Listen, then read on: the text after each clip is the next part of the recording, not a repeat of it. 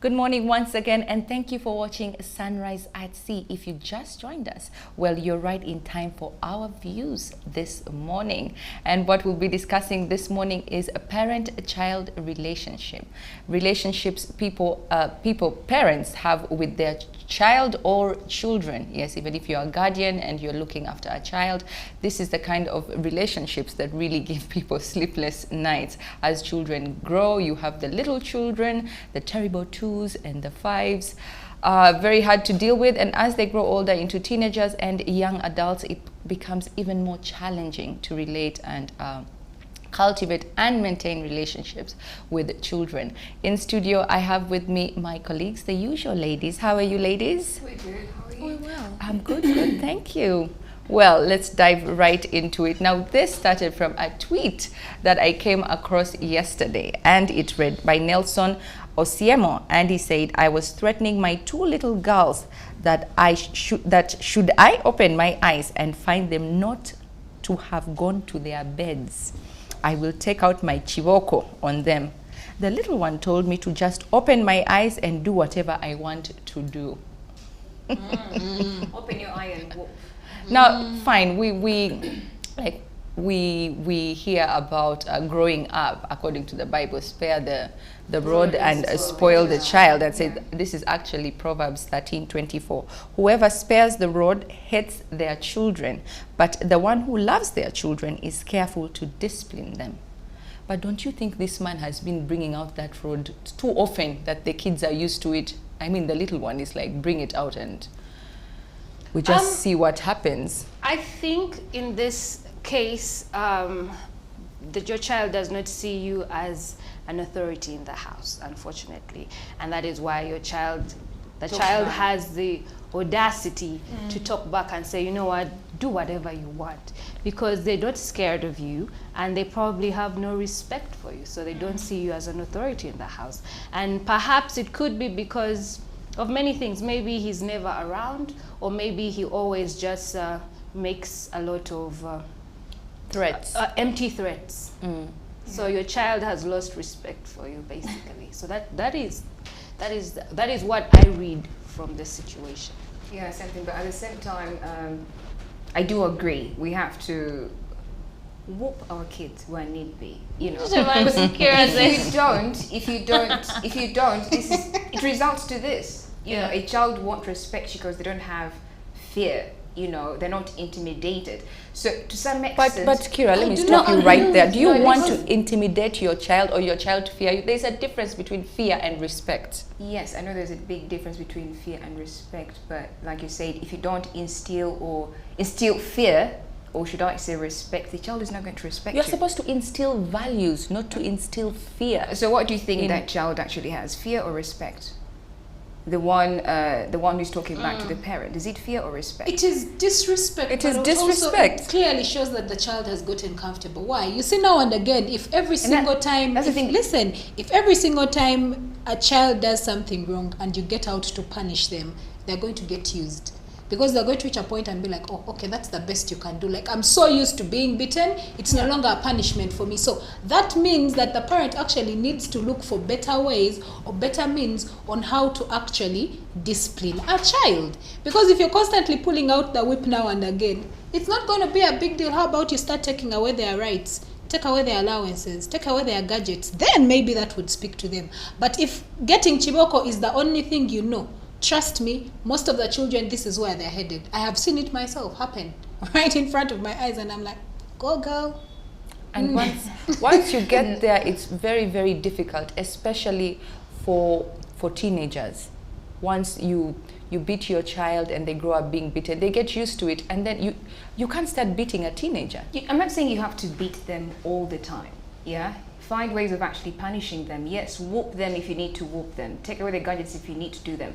But be consistent or go through with what you actually put across. Because if you don't, a child will be like, oh yeah, he said that last time and he did nothing about it. Yeah? I don't think it's about having a consistent pattern of punishment, because then it makes them get used to it. That's something like but then again, you have to change different ways of actually punishing them, but you have to go through with them, not just talking and not doing the work. Yeah. You get it? No, but then again, for me, Listen, yeah, children, first of all, are very exhausting little individuals. They are cute, adorable monsters and bring you pleasure, but they can, I mean, happiness and peace and gratification, All those but things. they are little monsters, okay? And I say that because when you find that one means of punishment is not being effective, then perhaps it has turned into something like bigger than what it actually what it actually is. Yeah. For instance, I think I now subscribe to the process of having a conversation with your child. You know, when children get to a place when they're now talking back at you, that means nabo bako, they are tired of you. Okay, let them be and probably have a conversation with them to understand why they are lashing out this way or talking back to you or acting a type of way, or if they're no longer afraid of being, you know, beaten. And I think for us to be in a place where we say that children get comfortable with being beaten, then that is a very dangerous place to be in, because then now they're going to get used to being abused. Yeah. They'll go to school and be beaten by a teacher. And it's like, after all, my mom or my dad beats me all the time, so It's okay. I'm used. It's It's no big okay. deal. It's no big deal. And another thing is they'll still rebel and then get over with the punishment and then move on. I think you need to teach them that there are consequences for their actions. Yeah. Like if you choose to, you know, stay up late and not go to bed early, and yet you have an early day at school tomorrow, you're going to have a difficult day in the morning. How about you just postpone whatever it is you want to watch? I will go on to even record for you your program, so that when you come back from school tomorrow, you can finish it. I think let's start to treat children like human beings, and not like little people who don't know anything or who don't have a mind of their own, because they have a mind of their own. They do. Start talking to them, because they're entitled to also having a bad day or lashing out. When your child talks back at you, they're probably irritated by something. Yeah. So you need to find out, okay, all right, pause. What's going on? Don't This get that attitude coming slipper. from here? Where's this coming from? Yeah. Before Yeah. you rush into getting the slipper. I totally agree, Sarah. And I think in African traditional society, most of us, the way we grew up, they really people and societies, like, you have to respect your parents, you have to do what you're supposed to do. And I think some parents just take this like 5 steps far. Yeah. And it is not fair on the children. And then they will say, oh yes, the Bible says you're supposed to respect your parents. But I would like to read this for you. And this is Colossians 3:20-21. And says, children, obey your parents in everything, for this pleases the Lord. But it also continues to say, this is what many parents don't say, fathers, do not embitter your children, or they will become discouraged. Now, this is what happens. If you nag your children, they will lash out at you, or they will just be resigned to whatever you're saying. They will not listen, they will not. And I feel that we should stop subscribing to this ideology. It takes a village to raise a child. Yeah. You find your neighbor beating your child. You get? Oh, she did they are beating him. You know, I don't subscribe to that. It takes a village. It takes the people responsible for that child to raise that child, because you don't know what other kind of cultures these other people have or ideologies that they are imposing on your child, and you're not aware of this. So I don't subscribe to that, which makes me come to child laws. Child laws. And let's look at child laws here in Uganda. The Constitution of the Republic of Uganda 1995 recognizes the rights of the child and specifically provides for children's right to health, right to education, and right to protection from exploitation. The Constitution of the Republic of Uganda, that Article 34 provides for child care and protection, and the Children Act 2016 as amended, Cap 59 Laws of Uganda, enhances the protection of children from all forms of violence, outlawed corporal punishment of children in institutional setting, and establishes the Uganda Child Helpline as a government and child protection service. And lastly, the Penal Code Act, Cap 120, as amended, spells out penalties for actions contravening the law, including violation of children's rights as enshrined in national laws. So I feel that most, like what we had on our views a couple of weeks ago, of the little girl who was saying she's tired of working. Like, I've worked all day. Yes. Leave me, you know? Yeah, because you're not supposed to make a child work so much like that. Yeah. You have to be in the know of their rights, even you as a parent. But most parents, no, I wouldn't say most parents, but some parents feel that they own these children. Yeah. Like, you're supposed to respect me. I put clothes on your back, food on the table. I brought you into this. I brought you into this. I paid your for fees. 9 months. It's not even just the parents, it's the society and the culture in which we're in. When you look at African traditional society and the culture in which we're raised in, it is unheard of for a child to first of all talk back to the parent or even have a contrary thought to what the parent has. But I, for one, I would be pleased if I did something that my child did not like and they came out and told me. I would know that if anything happened to this child, they would be able to defend themselves and not just cowered and crawl back into their small space. So me, I think we should instead be encouraging children to be as vocal as possible. Of course, while put a few boundaries here and there, but just encourage them to be as vocal as possible. If they do not like something that you as a parent you have done, have them let it be a safe space where they're able to express themselves. Because if you do something wrong and then I come and tell you and then you're saying, how can you talk to me like that? Well, elders are also wrong. Adults can be wrong. You don't have to be right all the time. Let your child know that even as an adult, it is okay to be wrong and you can actually apologize, you know. But what we have with parents is we have parents who do not want to be told, parents who it's all about, I am right, I am right, I am the one who brought you into this world, I'm the one paying your school fees, I know you better, I am your mother, okay, go and look for another parent. And you know, that's just not the way it should be. This is the thing. It's not enough to just tell your child, oh, speak up, and you're not creating that environment. You're not physically creating that environment. And I think how parents can do that is, number one, ask your children for their opinion on whatever situation may be. It could be, what school you're going back to school. Which school do you want to go to? I want to go to this school. Why? Why don't you want to go back to your other school? Because of this, and this teacher. Like, have dialogue with them and do not dictate or impose things on them. It could be what they want to eat. Encourage them or ask them, I cooked the food. Do you like it? Was the chicken enough? Did you get enough chicken? Was the salt enough? Did you allow them? And when they give you criticism, because children can be brutal, don't take it personal. Don't take it personal. Allow them to express themselves. I mean, even when you pick out an outfit, you could ask your kids, "Help me pick out an outfit for tomorrow. Why do you think I should wear this?" You know, encourage them to be vocal. You can't just tell a child, you tell me, I will not get angry. The child is going to, already, yes. When you say that, okay, you tell me, I will not be annoyed. No, encourage them slowly by slowly, so that when they get into a place where they're actually frustrated with you, they can say, you know what, mommy, daddy, I don't like it when you shout at me. It hurts my feelings. Yeah. And when they talk to you that way, don't go out to defend and say, but you're the one who was being bad or whatever. To explain to them that when I tell you more than 5 times to go and bathe and you don't do it, it agitates me. I've come from work very tired. I don't want to have to fight with you for bathing. So do it. When you bathe, you're not going to get sick. Do you like to get sick? Do you like injections? So, just, create the environment where you allow them to express themselves, ask them questions, ask for their opinions, you know? Yeah. Instead of just saying, okay, now, please, whenever you want to talk, you talk to me. They're not going to come to you. But when they know that now me and mommy are cool like that, they'll come to you. There is an aspect that Sarah has reminded me of, having mutual conversations with your children. While you're having mutual conversations with your children, do not bribe them. That is how bribery and what an embezzlement and corruption starts. Like, you go and shower. I'll give you chocolate. No, tell the child you ought to shower. Go and shower. It is your responsibility to shower. Do not tell the child, please lay your bed. I'll take you for swimming. No, baby. Lay your bed. A man ought to know how to lay a bed. A man ought to know how to peel matoke. Just because you're a boy doesn't exclude you from doing housework. So let's have candid conversations with our children without bribing them.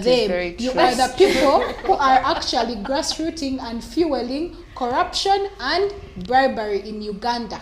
Then you wonder where all this starts from. It's nurtured. I want to give an example of myself. I have an 8-year-old son, right? So when I'm home on the week, you know how you always, you usually take a bath when you're going out, you're going to work. So one time my son finds me showering. I came out from the bathroom, I was done showering, and then he asked me, "Mommy, where are you going?" I'm like, "You don't have to bathe when you're leaving the house." He's like, "But you only bathe when you're leaving the house." From that day, I swear to God, when I'm at home full time, I take a bath 3 times a day, because there's usually in the morning and then just in the evening. Yes, Now, because I realized that our kids learn from what our they see. They examples, mimic from what you we do. do. They mimic what Yeah. you do. So when they see you get up on a Saturday morning on Looking time, homeless. you know, and you choose to stay in bed the whole day, that is what they're going to do. Yeah. But when they see you wake up early, go take a shower, go, you know, do breakfast, then in the afternoon you take another one. Now They'll know that. they will you know. this They will is what now I know want. to I do need that. to do Yes. that, yes. And they'll also know that when you're at home, you still have to dress, you know, well. Yes. You know, decently, not torn shirts or Not like a hippie. not like a hippie. So when he made that comment, I was like, madam, check yourself. And I was like, how do I then come back from this? I just, from then on, I've changed my ways. And now we no longer have a problem with bathing in the house, because he That's also knows good. when you wake up, you shower. In the afternoon, another one. In the evening, another one, Another before one. you get into bed. Because hygiene is very True, important. true. I Yeah. think kids mimic what we do. So even if you think they're not watching, they're They are watching you. watching. Actually, kids do more what you do than what you tell them to do. So it's very important, like Sarah said, to do that. And I feel also another way to get them to reflect on their actions is a timeout. Yeah. If they do something, and this works even for teenagers, just go to your room or take some time and just think through what you have done, so that they can feel remorse for their actions, or then of course to cool down, because it can get very heated for Yeah. both of you. So once you have cooled down, then you can have a conversation and express your feelings of, when What you do really this, happened, it yeah. makes me feel like this. And it's very important to say, when you do this, it makes me feel like this, Yes. than just, you know, running Yes. away Making from it the genuine. issue.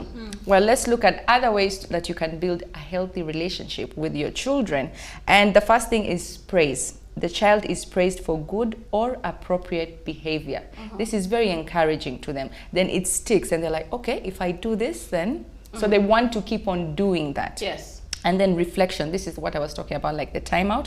The child's words are repeated and expanded upon by parents, which encourages communication. Yeah. So you all get to reflect. And once you reflect, then you can come and communicate.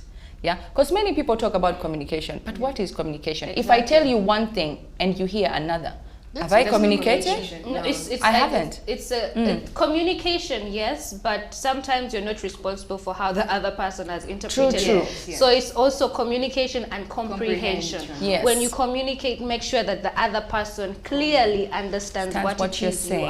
you are communicating. Yeah, exactly. They have to be able to decode your communication in the same context you intended them to decode it. Yeah. Yeah. Otherwise, if they hear something else, then that's why some people find themselves at a standoff, because Yeah. they're just not listening, really listening to one another. So reflection is very, very important. And imitation.